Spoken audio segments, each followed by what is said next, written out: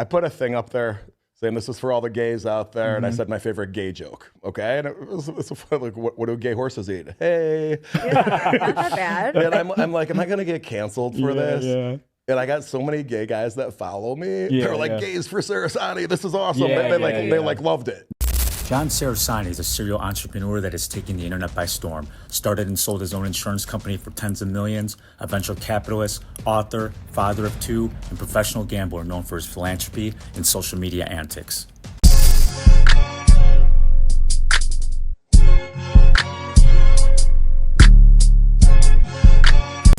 Welcome back to the How'd You Get Here podcast. Welcome, John Cerasani.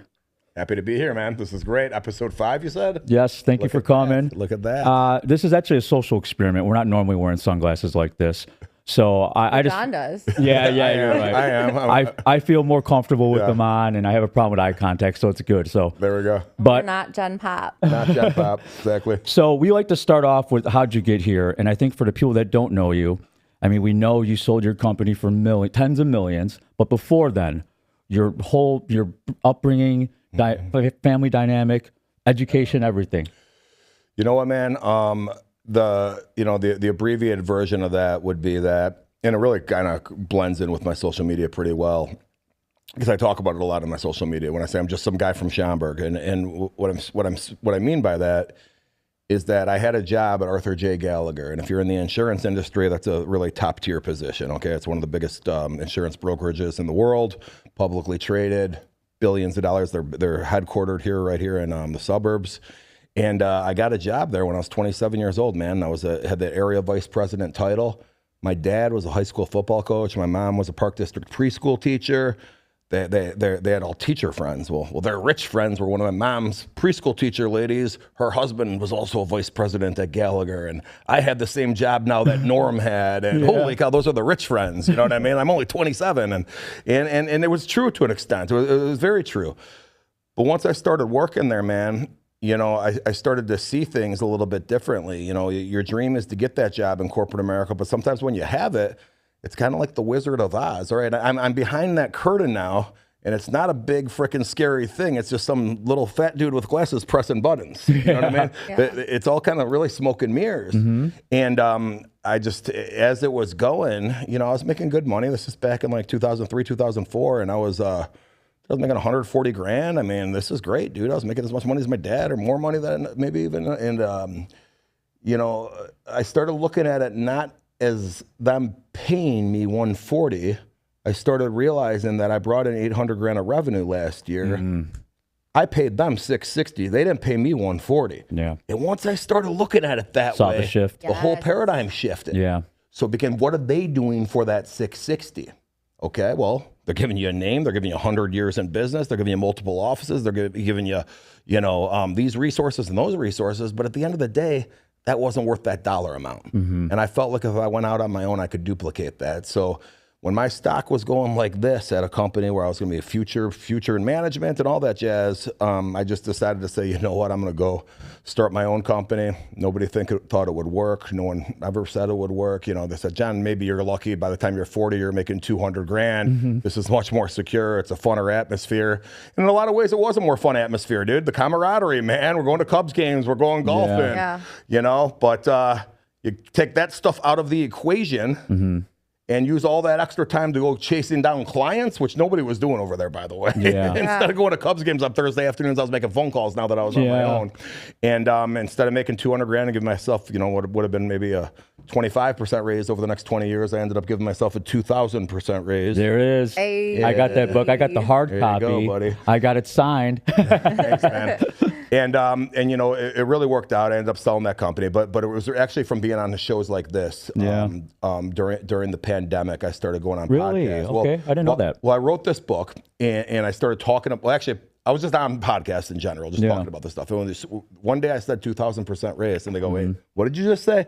And there's something to it. Yeah. And I go, no, like literally was a 2,000% raise. Yeah. It was the first time it ever came out of my mouth. And I just saw the host's reaction. Yeah. Okay, there's something here. That's how it started. Exactly. And then I wrote a book titled it that. Yeah. And then really the social media was just to promote the book. And social media ended up taking over a life of its own now, where it's, I think, way bigger than just what I talk about in this book. Your social media is iconic. Thank you I so love much. it. Like Thank you. I followed you for a long time, and like you'd come in and you'd come out. Yeah. And it's crazy because you have like every video gives a different vibe. Sometimes you get this Yeah. like big teddy bear, sweet John. Sometimes you get I'm calling you out. Yeah. But I love it because I think like what you're teaching people is like you're teaching them to get away from the norm of what we're taught. And I got myself out of that as well. Okay. But like it's really hard for a lot of people to take that risk. Yeah, it really is. And I think you just captured what you said. What you just said there was really powerful, because I think like I call them the OGs of the page. And when I say the OGs of the page, it means you've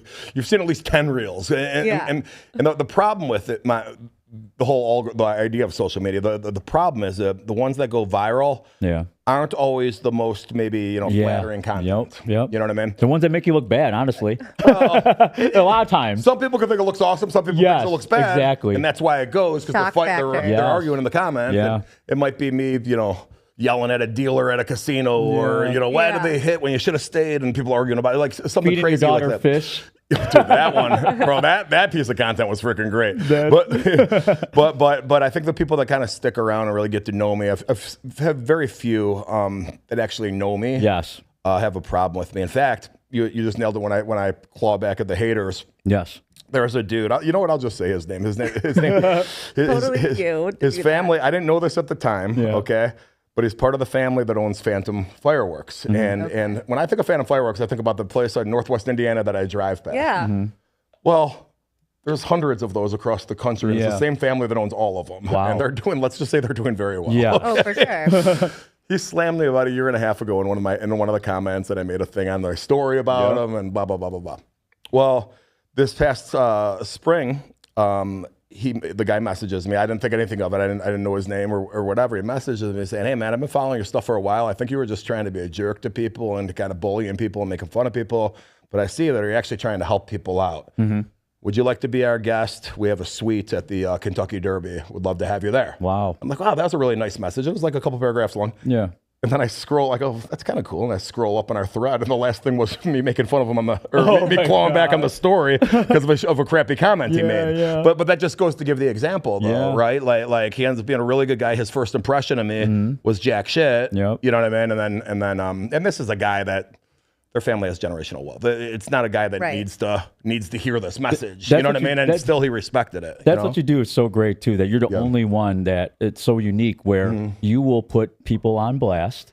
And have you had any threats? Have you had to deal with anything outside of that? The best is when people take it tongue. And for those of you that don't know my page, they always say like, celebrities or influencers should just ignore the haters. I do the opposite. I go to their page, find pictures, and then I'll make a little cartoon with whatever their comment was. Yeah. And It's entertaining. yeah. Well, and people always say it's so funny every time I do it. I got to tell you guys right now, it's not funny every time I do it because I have a lot of swings and misses that I'll put it up. Yeah. I'll put it up, and I think everything I put up is hilarious. I'm sure some people will contact you and say, please take it down. Well, there's that, but even besides that, though, it'll be like 23 minutes after I post it, I'll go back and check and go, dude, there's like 2 likes on this. I better take this thing down. It wasn't as funny as I thought. Yeah. But the ones that tend to hit pretty good and go semi-viral. Yeah. And I had a guy once.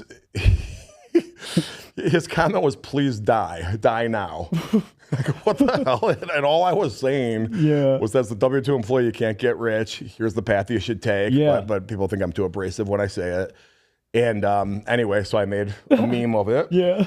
And it literally had like 60,000 views on like day 2, which was good at the time. And then he literally DMs me and goes, "Dude, somebody hacked my account. I didn't do that." I go, "Dude, no one hacked your account." He goes, "Bro, please take it down." Just please take it down. And I ended up taking it down. He worked at like Accenture or something. He was not happy it was up there. But he was genuinely apologetic. Yeah. And it was fun. Because you have a fan base now. Like now you have people, because that even for me as an influencer in the beginning days, people would talk stuff to me and I wanted to react because I was like, or they'd catch me off guard. I remember one time they were like, "You're the prettiest tranny I've ever seen." I'm like, I was live. I'm live. And I'm like, oh my, how do I react to this? Because I could get canceled immediately. Like, I got to really think this out. Yep. But then, like, I started realizing, I'm like, you know, happy people, like, if I started getting a fan base, that's what it was. And so then I wouldn't even have to say anything. They'd like fight for you. So I'm sure you have that. Well, what's funny is like when you say something that goes, because you just made me think of this with the whole tranny thing. It's like, You're like been there. well, I've said stuff. Okay, so like for Gay Pride, I put a thing up there saying this is for all the gays out there, and I said my favorite gay joke. Okay, and it's like, what do gay horses eat? Hey, Yeah, not that bad. and I'm like, am I gonna get canceled for this? Yeah. And I got so many gay guys that follow me. They're like, gays for Cerasani. This is awesome. They loved it. You know what I mean? Because they know you. But you got to be around long enough where you could get away with it. For sure. And somebody seeing for that for the first time, if it wasn't forwarded to them from one of their gay friends, they might be like, who's this jerk? Exactly. You know what I mean? What I think is great, though, too, that I do see that you do more of now is also giving back. Because if you complement that bad stuff with the good stuff as well, it will balance it out. Yeah, I just did something. I think I'm one of the few people that do like in real life stuff too. So I had like this dinner out in Schaumburg. I do it all over the country, but The same place that we did the partner at? Exactly. Chicago Prime Italian. Shout out. Yes. Check it out. Andy John over there. Great place. Very good. We did a dinner there, and I said so I usually give away my books at the dinner, and instead of giving away the books, I said, you know, we're gonna do something a little different, make you guys part of my social media. These books are $20. Oh, I saw that. Anyone that buys one, I'm gonna give this money to somebody that I think could use it more than us tomorrow, and I'm gonna post it on social media. And sure enough, and I left my car in the parking lot there because I have too many. Whenever I have an in-person appointment, everyone wants to buy me a shot. I don't do shots, and so I woke up on my couch. Dude, why did I do that last night? And then I took the money from that, and you know, I just brought it. It was cash. the girl walking, right? Yeah, we're in the IKEA parking lot. I'm just like literally just driving around like a stalker. I'm literally driving around like a stalker, just looking for someone that looks like the geese. So I was on my way to Woodfield, ended up going past IKEA, and there was a heavier set, younger African American lady walking through the parking lot, and from a distance you couldn't really tell if it was a student, is it a guy, or is a girl you didn't really know. And then so you see me creeping up, you see the anticipation. Yes. And now once I did this, and the person was kind of a jerk, and I just kept driving. I go, okay, you're lost. Yeah. This person was very welcoming. She goes, hey, how can I help you? And she was actually walking to work at IKEA. And then I gave her the money. That's awesome. And she thought it was amazing. She thought it was awesome. Whenever the person appreciates it, it's so much better. We clip that video next. I want to see it. I love the people. I love the people that talk shit about us recording good deeds. Yeah. Like, it's better to record a good deed to hopefully inspire someone, show that you're doing good, than to do a TikTok dance. Yeah. It's so ass backwards. You know what I've discovered? That it depends on the day someone's having. Like the other day, somebody made a comment on that exact same video, being like, very cool, but it would be cooler if you weren't doing it for views. Your comeback was great. Yeah, well, then I put it on my story. But I noticed the guy followed me. And then today he made a comment on something else in support of me. And then I realized this guy's always comments, actually. He was just having a bad day. Yes. And he is right. It would be cooler if I just did it. And it had nothing to do with views. You're absolutely right. That would make it cooler, but then 600,000 people wouldn't know about it. Yeah, you know what I mean. And it encourages people to do. It does. It definitely does. It inspires people. Like I got encouraged by that one little trend that was going around where you like put $20 in like a diaper like thing. So I went there. I didn't record myself, but a lot of people were doing that. I would have never done that. Yep. Had I not seen it. Well, and for this one in particular, it wasn't even a trend or anything like that. It was literally, I said to the people that if you guys donate money for this book, I'm going to give it to somebody tomorrow on social media. Yeah. There's really only one way to frickin' do it. Yeah, they got to see that. You're not just acting. And I made it clear that it's not my money too, by the way. So it's like, and honestly, who cares if we're doing things for clout? That's what we do. And what Merck actually said that really made me think about stuff is that we are creators, right? So we're putting our stuff out there, and it's going to be subjected to people's scrutiny. And they're just consumers, so we have to be able to accept it, and they have to be able to accept it as well. That's right, man. Now, actually, I wanted to ask you about W2. What would be the best advice you'd give to W2 people that are looking to make a shift? Because from where you're at now and where that started, that's a huge gap, right? So back in 2011, I wrote this book. It's called Paid Training. It's available on Amazon. I didn't even know about that one. Yeah, most people don't because I was still working. I'd started my company in 2005, and this was in 2011 while I was on the upswing. Learn the industry, leave your job. That's awesome. So consider your job today in corporate America as training for you to be your own boss in the future. Okay, I never thought of that perspective. It's great. Well, and when I wrote this, it was at a time that Shark Tank, which is still popular, but it was extremely popular at that point. It was newer and stuff. And there's this whole messaging out there that it's okay to fail. Hey, dude, like Mark Cuban, hey, you learned more from failing than you did. That's great. Yeah. But like, it shouldn't be your plan to fail. Yeah. Why did 95% or whatever the stat is of companies that don't make it or whatever the statistic is, you know what I mean? Well, if you get paid training, actually learn the ins and outs of the industry, working for someone else, then learn and then figure out when you're ready to go out on your own. It's like having a mentor, that percentage of failure would be much, much lower. In my 100%. Yeah. I think people use that as basically to take the good from something because you do learn from failures if you have that mindset. But a lot of people just continue to make the same mistake or to continue to fail. But if you utilize what like you just said, as you could maybe basically avoid some failures down the road. Correct, 100%. And one of the bigger issues I think that new entrepreneurs have is that they come from a world where they don't necessarily like their job or they don't like whatever situation they're in. Mm-hmm. And instead of getting a new job in a different industry that maybe they do enjoy, they start looking at things they think they're familiar with, usually as a customer in. Mm-hmm. And said, okay, you know what? I'm an accountant. I've worked at this, CPA practice, but I hate it. And I'm 28 years old. You know what I'm going to do? I'm going to go open a bar. Because I go to bars. And then they wonder why. And then why does the bar fail? No, because you don't know anything about running a bar. Yeah. You know what I mean? Well, what's so hard about it? And that's great. And some people make it. I get it. Yeah. But you know what would be a better idea?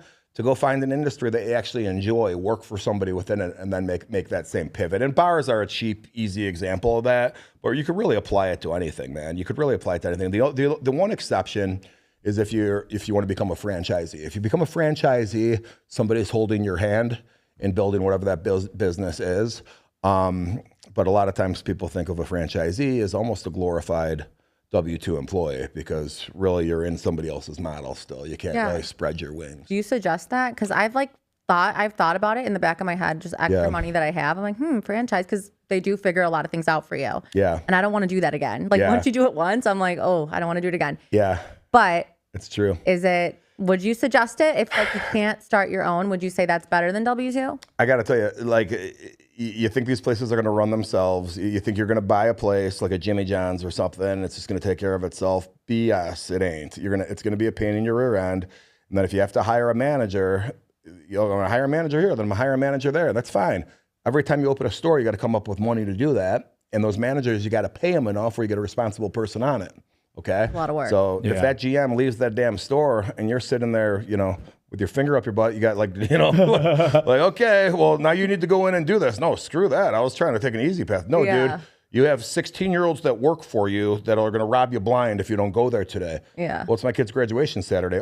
Okay, this is the life you chose. Yeah. You know what I mean? So for me, most of those franchise routes are not like lucrative enough. They don't make enough. Yeah, exactly. Yeah. With everything you have to put into it. Exactly. And you have to like put a full-time CEO hustle. Like marketing. Marketing's ridiculous. And if you have to handle that and they don't do it. Exactly. That's a lot. Now, the one exception would be like if you were a car salesman and then you made your way up to management and then you somehow got investors or made enough money to buy your own franchise of a car dealership or something like that where there is bigger dollars and you came up in that industry and know it. That's different. But most of us, when we think of franchises, think of like what? The UPS store, or Baskin Robbins, or whatever. I just thought about the partner. Thank you for having me on that show. That was a great experience. That was awesome. Whatever happened with that? Who won it? And is there going to be another one, or what's going on with that? So I did my version of Shark Tank about a year and a half ago, and it was cool. It was fun. I'm glad I did it, and the people that watched it really watched it, and it did good views on YouTube. It was cool. Yeah, it was fun. It's it's a lot, man. So it's just. If I did it again, it's going to be monetary. It's going to be like, okay, I'm picking somebody and they're getting $50,000. Like I was doing it in a way where I was going to be like their business partner. And there's 3 different winners and one of them went pretty well. One of them I pretty much disappeared. I think he just did it for clout to be on the show. Or One you're still friends with, right? Or he lied his face off on the show where it wasn't what he said. And oh shit, I wasn't planning on winning. And then there's a third one that went very well, but it was for him. He didn't really see any value in the social media side of it. He was selling automated window treatments. Oh, I remember that one. Yeah, and I was kind of looking at like, well, here, part of my value is going to be this, talking about it, posted on Instagram. He wasn't really a social media guy. So he was looking at the dollar amount, not being proportionate with the value of what the equity piece would be. Okay. So he wanted just to be the dollars to make sense. And I go, dude, I think it's going to make sense because I'm going to bring you this extra business. He didn't really see it like that, but we just decided like, hey, dude, let's just kind of help each other out here and there. And kind of we ended up not doing. And by the way, those Shark Tank deals, a lot of them never come to fruition. A lot of them. Yeah. Read the small print at the end of the damn show. Read the shit at the end of the show. I always Google it at the end. I'm like, how do they do? Yeah. And you see some are great. And then like there's a few that have gone good, like the socks, bombers or whatever. But then the other ones are like, Squatty Potty was on Shark Tank, I think, too, wasn't it? Squatty Potty. I love Squatty Potty. What's that one? The one sponge too? Yeah. Oh, the Happy Sponge. Is it one that's like a Scrub sprocket? Daddy. Oh, Scrub Daddy was that? That was Scrub Daddy. Yeah. And then the Bombas, which are actually amazing socks. Okay. So shout out if you guys see this. Shout Bombas. That's cool. So do you just do social media now? Because you have a plethora of things that you've done, but social media is such a big job. Like, where are you at with what you're doing? So the social media stuff's so much more fun now. Like, so I got, 2 kids. Well, my daughter's 22 now, but my son's 17, senior in high school. And the biggest difference between when my daughter was a senior in high school and when my son is right now is Dad wasn't on Instagram when my daughter was there. So my relationship with my daughter and her friends wasn't the same as my son. Gen Pop Jake and his friends, like they like his girlfriends and guy friends. They'll come over to the house, and I could tell they think it's cool being a part of the thing. For sure. My daughter and friends were scared of don't go to Cerasani. His dad's mean, So that's kind of full circle moment right there. Daughter and son, different. Definitely is different. It's different for you. Yeah, but these same kids that were 17 5 years ago that are 22 now are like love it. Hey, Mr. Cerasani, let's go. You know what I mean? And then when your kid gets of age and they're at bars and stuff with you, it's kind of a different thank you for thing. sending her my way. Like I actually suggested my party. She didn't want to do that. She wanted to go to Kyle. Shout out Kyle with Thank You for Dancing. He's doing a lot of great events. Yeah. Did you ever talk to? Did she? Yeah, she said she went to that Capri. What is it? Club Capri. Yeah. So that was cool. I knew the day would come when I'd be like bumping into my daughter at bars in the city, but I thought I would hate it, but I ended up actually thinking it's kind of cool. But you can utilize it for social media. I mean, so she's now living here? No, well, she lives technically in Miami, but I think she's going to move back. She's been kind of messing around with different things for the last couple of years. And she was in college. She finished 3 years of college. So I'd like her to finish college because she's so close. But, she's never really been... I never really saw the whole college path for her anyways. Yeah. Like, she's never really been super into academics, or I can't even really see her having like a normal job that college would kind of give you. But she has 3 years, so I'd like to see her finish. She's got these 2 French bulldogs, though, that are just a total... If you're in college or college age, listen to me closely. Do not buy a dog. It will cripple you to your 30, okay? Yeah. Jeez, like the options are limited, man. I'm a dog lover too, and right now I would love to have one, but I just know I can't with how much I work. I have a Pomeranian. Do you? He goes in my purse. He's I should have an Instagram for him. Everyone always says that because he's just amazing. Like I got him right after my divorce. He was on yachts. He was going to clubs. Oh, nice. Paris Hilton, right? That's life. Yeah. That's what I'm saying. But I feel like your daughter. Like I never went to college. That wasn't my thing either. Yeah. And I love that you were saying earlier she wants to get into skincare because I could mentor. I'd love to do that. Oh, it seems that'd like be great. The more you talk about it, the more I'm like, like you'd get along with her. She's give her an internship or something. She'll just have her come hang out with you. You hear that, Anastasia? We gotta make a connection. There you go, right There you go. There you go. And her mom's in Palatine and stuff, so we're all kind of in there. Oh wow, you guys are all close. That's where everyone should be. Like city's fun, but like northwest suburbs. Yeah. Schaumburg over Naperville, baby. Streeterville. Arlington Heights. Yeah. But to answer your question, though, I was bringing up the kid stuff because. Yeah, the social media stuff is pretty much all I do right now. Then I try to transfer that over to like in-person stuff. So I have a few things where I'm actually getting paid, making money now. And when I sold my company, I left that out for you guys. I sold the company in 2015. After I sold the company, it put me in a position where I didn't really need to make any money anymore. And when you're in that position, I think a lot like a professional athlete or someone like that, where you made the money, now you have it. You don't know if you're ever going to make money again. So now, how do we stretch that money out to make sure you live the rest of your life? Yeah. And if it's a large enough dollar amount, the prudent way to do it is to live off what you anticipate as investment income over the next however long you plan to live. That makes sense. You know, so let's say you had $1 million and you decided that it's going to cost you $50,000 a year to live. Okay, I'm making up numbers, right? I want to make it a not realistic number because everyone's like, wait, he said this. No, okay, he sold it for more than $1 million. Yeah, these are just easy example, all right? Okay. So if you had $1 million and you thought you were going to make 5% a year on it and live off that $50,000, okay, and treat that as, you know, so now if you have $2 million, it's $100,000. You have $3 million, it's $150,000. What could your life be based on, okay? But now you plan to make a little bit more off of your investments than that 5%, okay?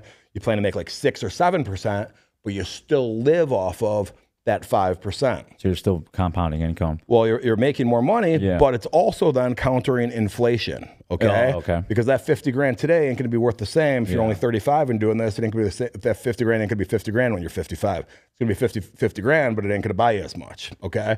So you want to make probably 6 or 7%, live off that 5%, so now you're safe, okay? Now, I budgeted my whole life like that when I sold my company, okay? I can do everything that I want to based on this nest egg that under that logic will never go down. In fact, it'll go up little by little. Okay, if I have a year where I don't spend a lot, or if the market makes me 12% instead of 5%, that gets bigger. Okay, so now with this social media rising, I'm getting sponsorship deals from people where I actually have money coming in now. Okay, feels and good, it's right? pretty decent. Yeah, pretty decent money. So let's just again make the numbers easy. All right. If I were to bring in $100,000 in a year that I wasn't planning on, under that model, all right, and that $100,000 is the equivalent of 5% of what? $2 million. You start giving me $100,000 a year. That's like me having $2 million more in my nest egg in my head. You know what I mean? Yeah. So right now, anything like that is like gravy. Wow. You know what I mean? So I'm getting a couple of really good deals right now. I have a couple online casinos that I'm working with. And then I'm actually, this Saturday, I'm leaving for Miami to go on a Virgin cruise. Virgin Cruise Lines is having me do this influencer thing where I bring a bunch of people on the boat and we gamble and they pay me for it. Do you still have an assistant? Because how do you handle all this now? It's not that hard, man. I'm in my DMs. So, really? Yeah. But what I'm saying is like, this whole influencer route thing, man, it's really worked out well because I'm in the gambling space. Whereas I think a lot, and also I didn't need the money or plan on it. Yes. You know, so a lot of people get into this stuff, be like, oh, you need a brand deal, and they have all these affiliate codes and all this stuff. Yeah. Well, it hurts their growth because all they're doing is talking about that stuff. Yeah. And people start to get annoyed with it and not follow them. Yeah. That messes up your algorithm. Whenever you put those links on your story, guys, just so you know, stories have an algorithm too. It's not just reels and posts. I didn't know that. Yeah. So what you'll notice is always do one of your first stories as something good with no external link. Yeah. Okay. So have it like you and your sister doing something funny or, you know, whatever you guys have a pillow fight or something. I don't know what you see you and your sister do or argue about a guy or something. I don't know. Whatever girls like to watch. Okay. And and then after that, have something like, follow this link to buy my beauty product or something like that. That is a really good tip because for me, like my social media grew because I was teaching people something. And so I never really like said where to get it at. They'd have to ask in the comments. Okay. That's a good way to do it. But I do link stuff in my story just because now it gets out of hand. But if I didn't have my own brand that I was making money from, even having the 643,000 just on Instagram, brand deals wouldn't make me enough. You know what I mean? Like in the influencer realm, once in a while, you'll get a great one. You know? But I need to have you have your nest egg. I need to have my income company. Yeah. Well, and you'd probably prefer to be able to cover you and your kids' living as well as save a little bit, right? So, save, and run the company. And but like I feel like influencers today, you think like it's different than it is sometimes. You know, like if you don't have the money, it's hard. It's very difficult. And my daughter was trying to get into this stuff now, and she wants to do like skincare and stuff or makeup or whatever. I'm like, do gambling. The girls in the gambling space, and these gambling, there's so much money out there. She doesn't know if she wants to do it or not. That is unconventional advice from I know. Right? I go, just post you gambling and put this website in the caption. Okay, so explain your gambling too. I was just going to say, because what I love about you is that just like how I am about my party, I think my party is the best party, and you think you are the best blackjack player out there. I don't think it. I know it, buddy. There you go. And that's because you, I mean, so what's your background with blackjack for people that don't know? And so let me ask you something, all right? So you ever walk, if you would have said to me 10 years ago, I never would have thought this was, if you would have said this to me 2 years ago, I could walk through O'Hare Airport and get stopped by probably 5 different people. One of them is going to be a 19-year-old guy. Another one's going to be a guy my age. Another one might be a woman that's in her 30s or whatever. And everyone has some kind of a story about something they did. And 9 times out of 10, it's gambling related. The other 1 out of 10, it's something entrepreneurial, which I love. Oh, God, I love you. I don't want to waste your time, but just so you know, I quit my job in corporate America, started yours because of this one reel you put out a couple years ago.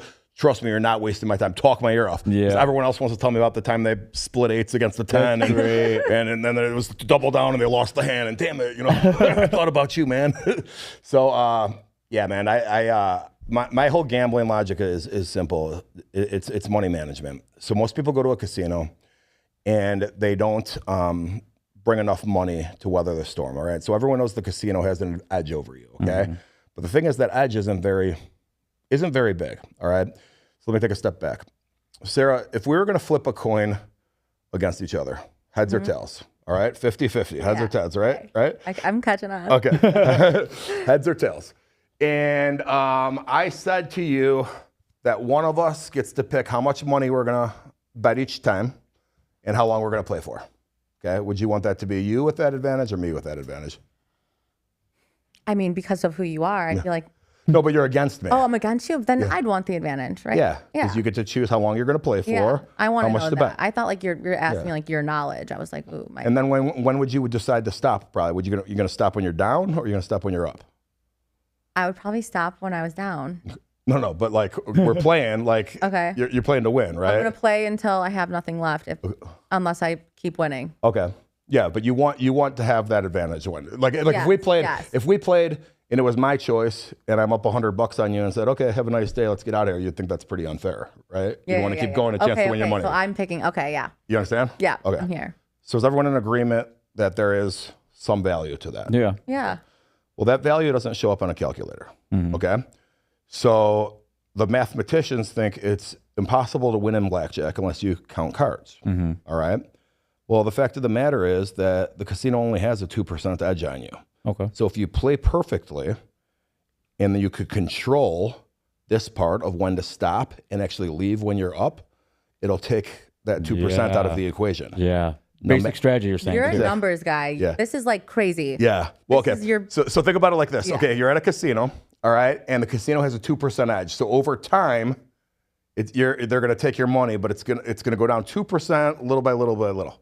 But the fact of the matter is, it's not going to be a straight line. Yeah. It's going to be like this, and sometimes it's going to go to here, and sometimes it's going to go up there. Yeah. And you got to get out there. The problem is when it goes down here, most people didn't bring enough money to be able to stick around for when it goes back up. Yeah. Okay. All right.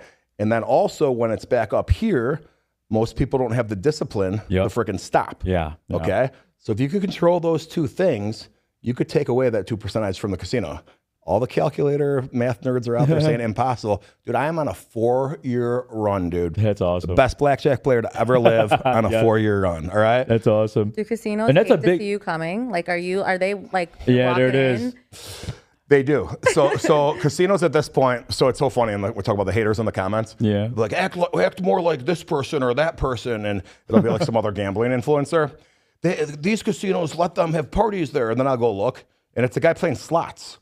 And I go, dude, dude, I'm trying to teach you guys to win in blackjack. They're telling you guys to put money in a slot machine. Of course casinos love them. Yeah. Casinos don't want you to learn how to win. Yep. You think casinos are going to be like, hey, John, come in and tell all our players how once they're up to get up and leave. Yeah. Like, no one wants that. And for people that don't know, slots are on a complete time. Like, slots is impossible for the casino to lose. So you could win possibly if you get lucky. Yeah. But the casinos can't lose, because what happens in a slot machine is if you win $5 million, that's okay, because everybody else that played that day, collectively lost 5.3 million. Yeah. That's They're making my the problem. I love the slots. Yeah. I Yeah, my like mom the does machine too. that won. I'm like, I'm gonna keep going, and I'm like, Yeah. I think that happened to me at the Win. Like I won one time, $800, not a lot, but to me for gambling, it kind of was. So I kept going back to the machine every time I'd go to the Win, and I never won again. I need to get on Blackjack. A lot of people have that strategy, by the way. You can't you can't just like, look it's at a machine magic. for 2 hours. You just remind me of the one reel where you have with the Asian with the next to the Asian restaurant. Yeah. It's so funny because I mean all Asians do love to gamble. Yep. Oh, Honestly, my mom loves it too, and we don't win. I hate it because I love it. I mean, Yeah. when I was in Vegas, I developed a blackjack problem. Yeah. And a gambling problem. And the problem with Vegas, you know, I was working in nightlife. Yeah. You walk out of the club It's all right there. everywhere. Yeah, So I would make thousands and I would lose thousands. Yeah, dude. Caesar's Palace guy. I was living in Omnia at 3 a.m. I slept at a blackjack table, lost 80 grand. I go, that's expensive a night. What's that the real- most you lost at once? Oh, gosh. I mean, I know the number. I'm just debating if I want to tell you. Hey, you don't have to say it. You don't gotta say it. So here's the way I play, guys. Just so you know, like, and if you read this, you don't have to play at big increments. You do it relative to you. But when I play, I'll win 30 grand. I'll win 70 grand. I'll win 90 grand. I'll win 40 grand. And then I'll win like 20 times. And then I'll lose $250,000. Like literally. Wow. And it hurts. Yeah, I It bet. freaking hurts. Yeah. On average, I'll lose $250,000 about once every 6 months. Yeah. But in between that, I won a bunch of little incremental ones on the way. Sure. But okay, well, why are you losing the $250,000? Well, because every once in a while, you're going to just get cards where it doesn't matter what you did. Yeah. It could be God. God could be playing blackjack. It's not going to matter. Yeah. Like it just happens on some trips. What were you going to say about that reel, that Asian reel? For the people that don't know? So he's talking about in Rivers Casino. Have you been to Rivers? Yes. Okay. So in the new area where they have the Baccarat pit, there's an Asian restaurant there. Okay. Positioned right there. Well, and my daughter, it was last Christmas. We had she had just turned 20. Well, she had turned 21 a few months prior, and we're hanging out there, and she goes, "Dad, isn't that a little racist that they have a Baccarat restaurant right next to the tables?" And she was, and I pulled the camera out. I go, "Hey, say what you just said again." And it was funny though, because everybody wanted to chime in on that reel. First of all, it's a good point. Yeah. And as one person in the comment put, because everyone's saying it's not racist at all, what are you talking about? And then one commenter said, okay, well, what if you had a grape soda machine next to the craps table?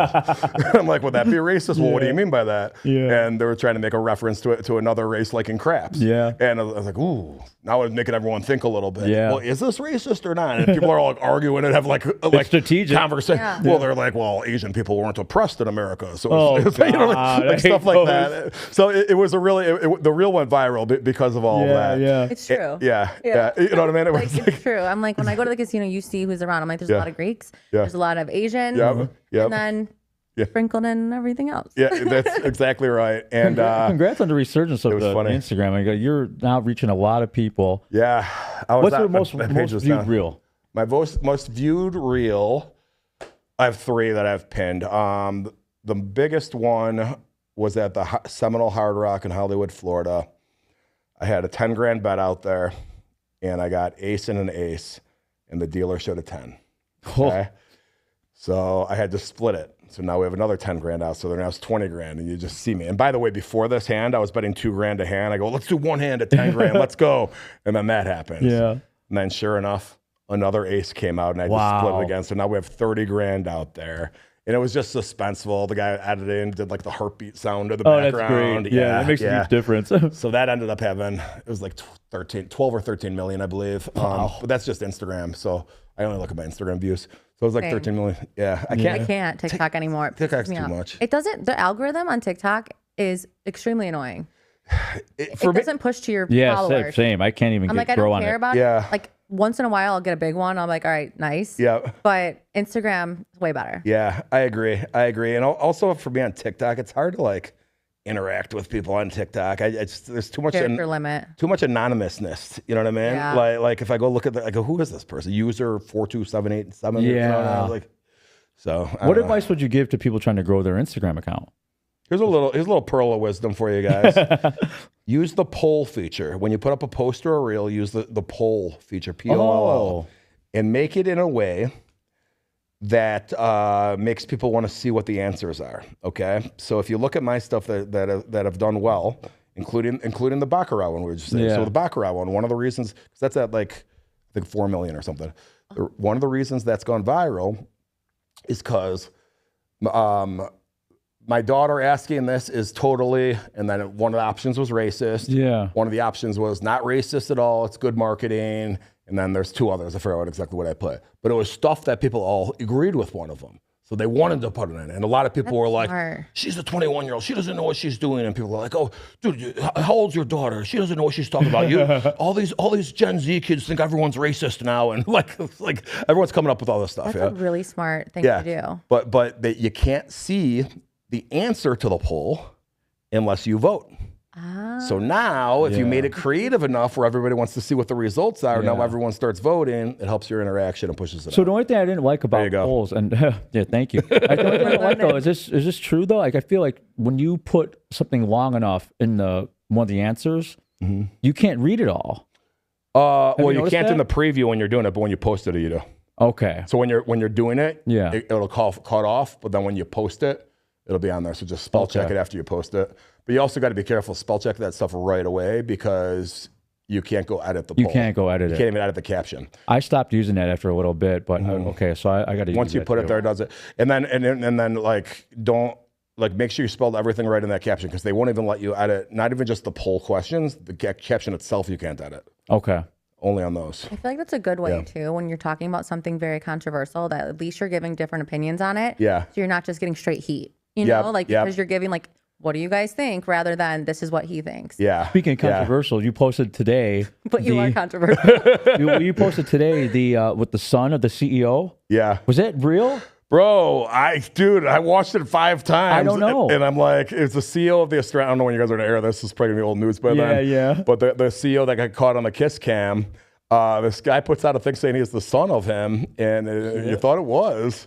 And he's like, he was holding Coldplay responsible before. And anyways, it was just really funny. And I'm watching this thing, and I'm like, is this guy freaking serious? I can't tell. So I remixed it, and people are correcting me now in the comments saying that it's definitely fake. But it looks real, man. The guy that put that thing together is hilarious. Are you doing every post yourself now? Because I feel like you got a lot of content. Yeah. And are you getting anxiety from posting sometimes? Because I do. Yeah.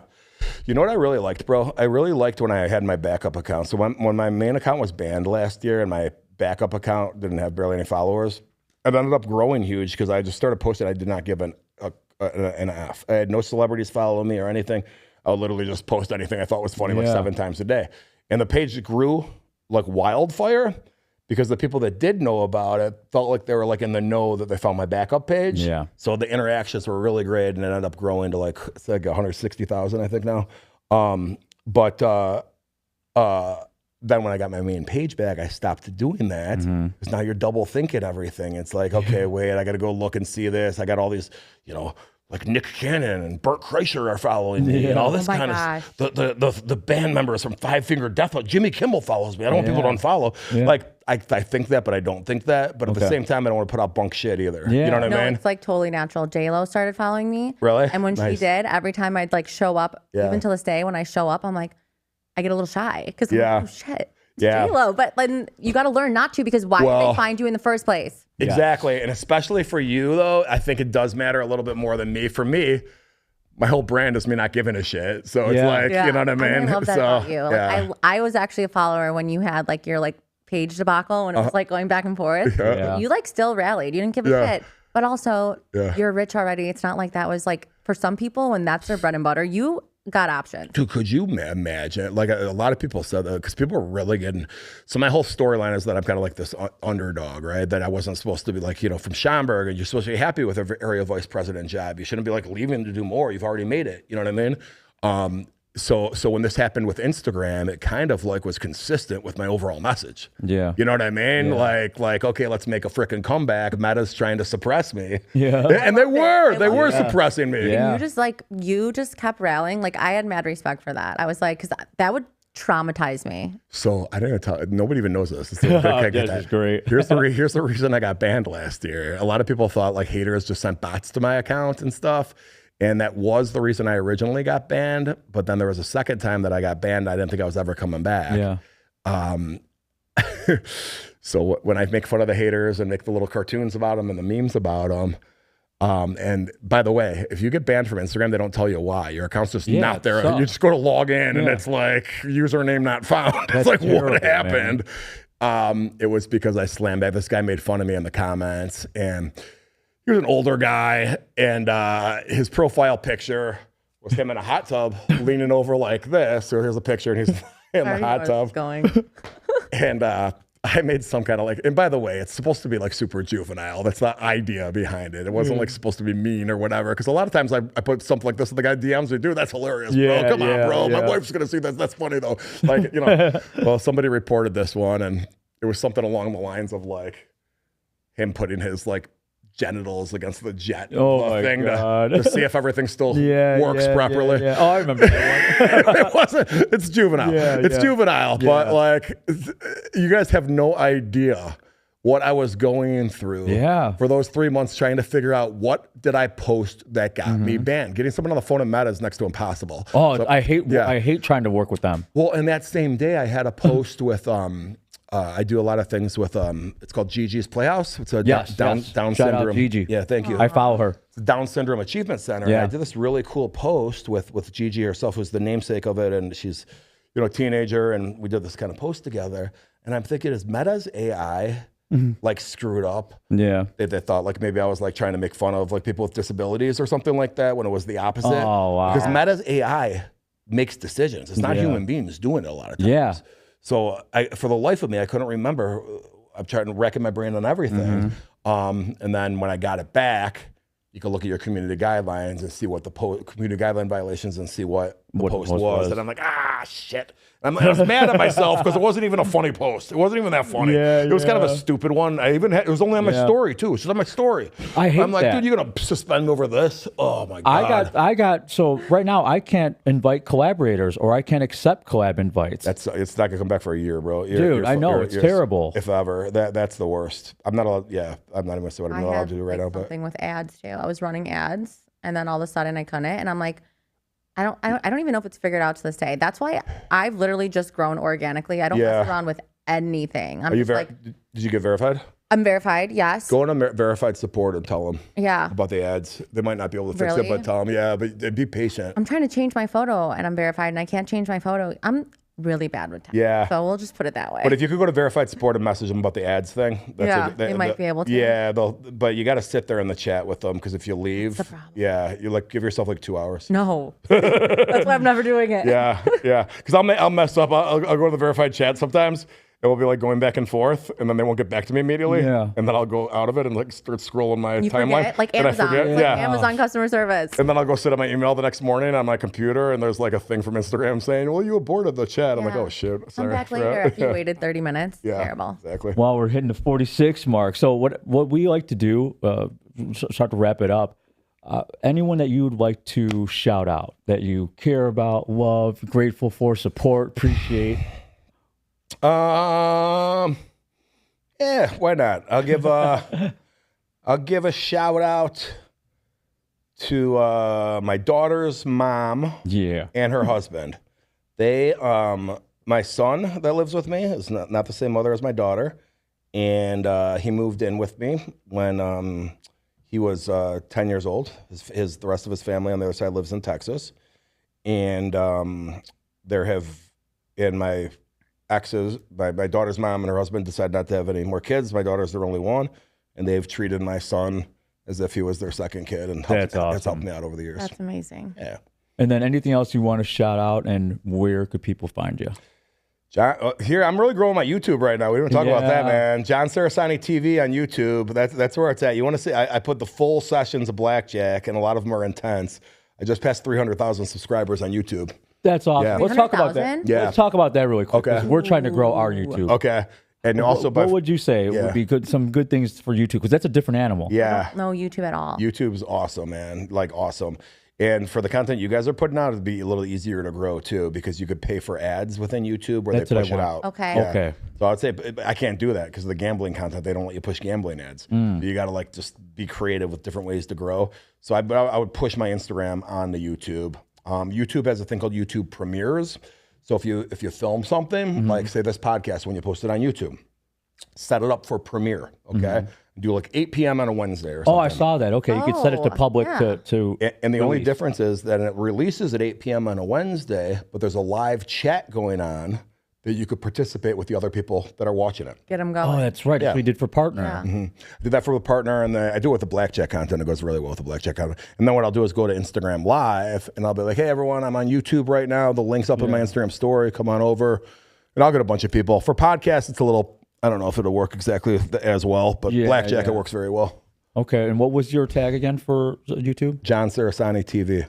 And You could go to just John Cerasani too, but it's going to be like my daughter's graduation and stuff. And speaking of gambling, you want to go to Bally's after this? Dude, I love Bally's, man. You wanna go? Bally's has great blackjack rules, by down. the way. All you Chicago people, listen, most of these people are probably Chicago, right? Yes, most. Bally's is awesome for blackjack rules, guys. One of the only casinos around here that lets you surrender, okay? The nicest casino, you got to drive a little bit, but it's Seminole Hard Rock in Rockford is super nice. They have a Council Oaks Steakhouse there, which is excellent. Rivers Casino up by the airport, by O'Hare, is as nice as Hard Rock. And they have a Hugo's Frog Bar in there, which is great. Yeah. The only issue with Rivers, though, it's so packed. So you can't even like appreciate how nice it is. Hard Rock, Rockford, you don't have that problem. It's I'd say probably a little nicer than Rivers anyway, but it seems like even more because it's not like packed like Rivers is. It's a lot bigger. And then the Northwest Indiana ones. If you're a smoker across the Indiana border, you smoke cigarettes. Exactly. Thank you, John, man. You got it, man. We'll see you guys in the next How'd You Get Here podcast. Thank you.